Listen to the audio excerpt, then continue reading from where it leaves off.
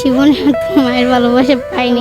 মার জায়গাটা আমার শাশুড়িকে দিতে চাই। আমি জানি না আল্লাহ কি আমার কপালে রাখছে, কিন্তু আমার অনেক ইচ্ছা মা বললে ডাক দিব, আমার মেয়ের মতন আদর করব।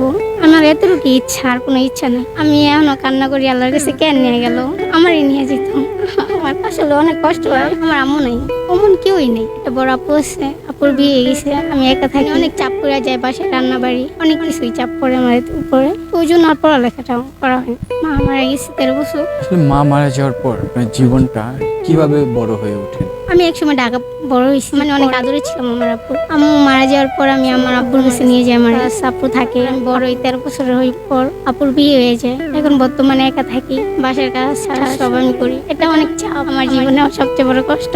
আমি কাউরে কোনো মা বলে ডাকতে পারি না। কাউরে দেখি যে ফোনটা রাখ, আমার আম্মু ডাকতেছে, তখন আমার অনেক কষ্ট লাগে। আমি ওই মানুষটার লোক আর কথা বলতে পারি না। আমার সামনে তোর আম্মুরে ডাকিস না, মানে আমি এটা সহ্য করতে পারি না। বেশি না, আমি আমার জামাই সুখ চাই না, আমি আমার একটা মায়ের সুখ চাই। সব মেয়েরা চায় যে আমার জামাই আমার ভালোবাসবে, আমার মায়ের মতন কে চাই, যে আর আমি মা বললে ডাকতে পারবো, যে আমার মেয়ের মতন আদর করবো। আমার ছোট্ট একটা আশা আছে।